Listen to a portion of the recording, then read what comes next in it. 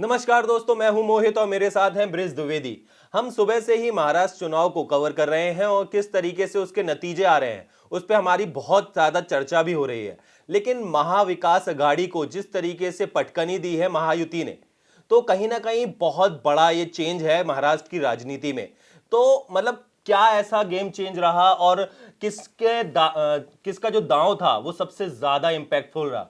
शुरू से ही देखा गया महाराष्ट्र के चुनाव में, जब से शिवसेना दो धड़ा हुआ है जी तब से उद्धव वर्सेस एकनाथ शिंदे था जी जी मुकाबला। बिल्कुल। उद्धव बनाम एकनाथ शिंदे, कौन किस पर भारी पड़ेगा, कौन किस पे भारी यही पड़ेगा? सवाल शुरू से चलते आया जी है आखिरी तक। लेकिन आज का नतीजा बताता है कि एकनाथ शिंदे की महायुति उद्धव ठाकरे पर भारी पड़ गई।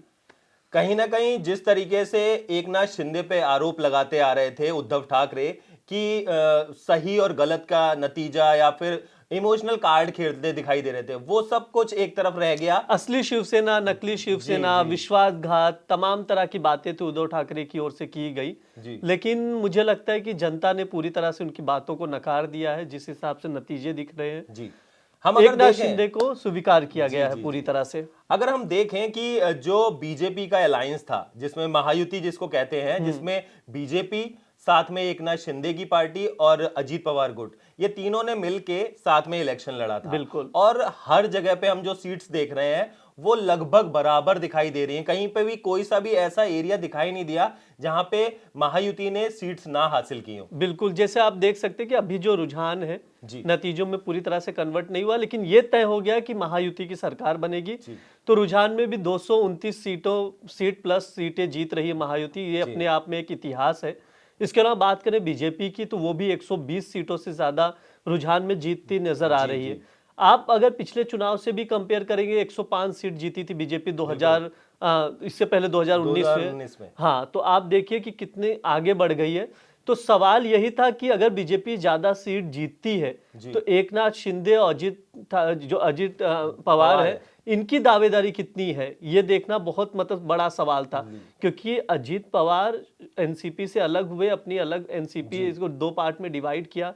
एकनाथ शिंदे भी वही हुआ, दो पार्ट में डिवाइड हुआ। जी तो इनको अपने आप को साबित करना सबसे बड़ी चुनौती थी इस चुनाव बिल्कुल। में, और उन्होंने साबित किया है कि जी हम अपने जो रुतबे की बात होती है, बड़े बड़े एकनाथ शिंदे की रुतबे की, जी। तो उन्होंने भी साबित किया कि नहीं, हम हैं अभी भी।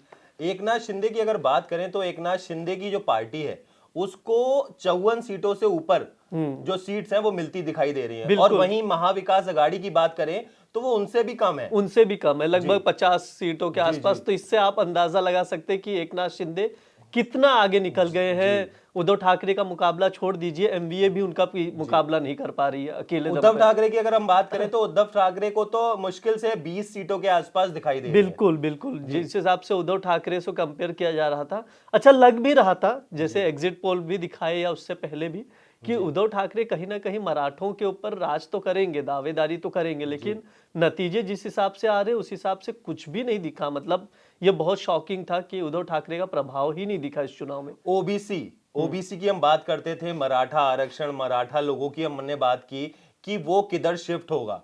तो पहले ये बात हो रही थी कि जिस तरीके से मनोज जरांगे ने आंदोलन किया था और उसके बाद बातचीत हो रही थी, लेकिन जैसे ही नतीजे सामने आए तो आपने सामने देख ही लिया बिल्कुल, कि वो एक तरफा वोटिंग हुई है। एक तरफा वोटिंग हुई। जैसे आपने बात मनोज जरांगे की बात की, जी मराठा आंदोलन, जी सबसे खास बात यह है कि इस चुनाव में ना मराठा आंदोलन का जिक्र नहीं किया बिल्कुल नहीं हुआ। जी किसी पॉलिटिकल पार्टी ने या किसी जी राजनेता ने नहीं किया, क्योंकि वो मुद्दा ही नहीं छूना था। क्योंकि वो, अगर आप मुद्दा छूते तो आपके ऊपर ही बैकफायर हो सकती बैकफायर हो चीजें। सकता था। क्योंकि वो ऐसी एक चीज थी, मामला कोर्ट तक पहुंचा है, बहुत सारे सवाल जी है सरकार के ऊपर भी खुद। तो इस वजह से किसी ने उसको पुश नहीं किया। लेकिन जहां तक एकनाथ शिंदे की राजनीति की बात है, तो आप पालघर, थाने, कल्याण जैसे जो वो जो एरिया है, उनका गढ़ माना एक जाता गढ़ है। माना जाता है। आनंद दिघे जो जी जाने माने शिवसेना के लीडर रहे हैं, जी वही उनके गुरु रहे हैं जी जी राजनीति में लाने वाले एकनाथ शिंदे के। बिल्कुल। लेकिन जो उनके भतीजे हैं जी आनंद दिघे के, जी। उन्हीं से एकनाथ शिंदे का मुकाबला था, और शिंदे वही चुनाव अपनी सीट जीत गए हैं वहां से। तो अगर देखा जाए कि जिस तरीके से एकनाथ शिंदे ने भी लोकसभा में वो थोड़े से पीछे दिखाई दे रहे थे, लोगों ने हि- ये भी कहा कि वो अच्छे से परफॉर्म नहीं कर पाए। हिंदुत्व कार्ड काफी महत्वपूर्ण जी रहा उनका, जी मराठा और हिंदुत्व कार्ड। योगी आदित्यनाथ की स्पीच, हाँ। जिस तरीके से उन्होंने एक के बाद एक रैलियां की महाराष्ट्र में, बिल्कुल। और बटेंगे तो कटेंगे, साथ जाते। रहेंगे तो सेफ रहेंगे, एक इस रहेंगे तरीके। तो सेफ हाँ रहेंगे, जी, हाँ हाँ। जी, जो इस तरीके की जो उन्होंने बातें कही, वो कहीं ना कहीं पूरी तरीके से पॉजिटिव साइन दिया महायुति के हाँ, लिए। हिंदुत्व कार्ड जो बात जी। मैं कर रहा हूँ, हिंदुओं का ध्रुवीकरण जिसकी मैं बात कर रहा हूँ, राजनीति में बहुत होती है, वो बीजेपी साधने में कामयाब रही, महायुति साधने में कामयाब जी। रही, एकनाथ शिंदे साधने में कामयाब रहे, या अजित पवार।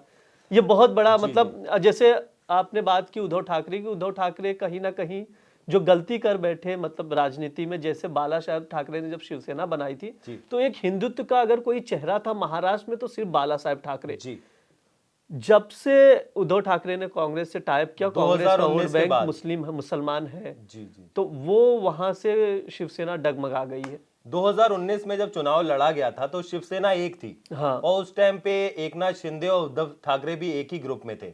लेकिन जिस तरीके से उन्होंने अलायंस किया, बीजेपी के साथ उनका तालमेल नहीं बैठा, और उसके बाद अलग होके कांग्रेस के साथ आ गए, फिर वो बीजेपी के ही खिलाफ बोलने लगे, तो कहीं ना कहीं लोगों में उसका रोष भी था। बिल्कुल, मतलब आप सीधा सा ये जो चुनाव के नतीजे दिख रहे, जी। इसमें सीधा सा ये कह सकते हैं कि एकनाथ शिंदे का जादू चला और उद्धव ठाकरे पूरी तरह से फ्लॉप हो गए। तो हम अगर बात करें कि जिस तरीके से हम अगर बात करते हैं इस सब चीजों पे, कि महंगाई भी एक मुद्दा थी, हाँ। और बेरोजगारी हो गई, या हमारे देश में भ्रष्टाचार हो गया, जी, कोई भी मुद्दे कोई पे भी मुद्दे उस पे कभी इलेक्शन ही नहीं लड़ा इस गया। पर लड़ाई नहीं गया। महाराष्ट्र में सबसे खास बात ये रही इस चुनाव में, बस लाडली बहना योजना जो थी उस पर काफी मतलब प्रभाव रहा इस चुनाव प्रभाव रहा, और लोगों ने मतलब उसको पॉजिटिवली देखते हुए बिल्कुल। उसको आगे भी लिया। बिल्कुल। तो महाराष्ट्र की जो राजनीति है, वो किसके सर पे ताज सजेगा और कौन सीएम बनेगा, ये देखने वाली ये बात तो देखने वाली बात होगी। और जैसे कि हमने देखा कि 130 सीटों के आसपास बीजेपी भी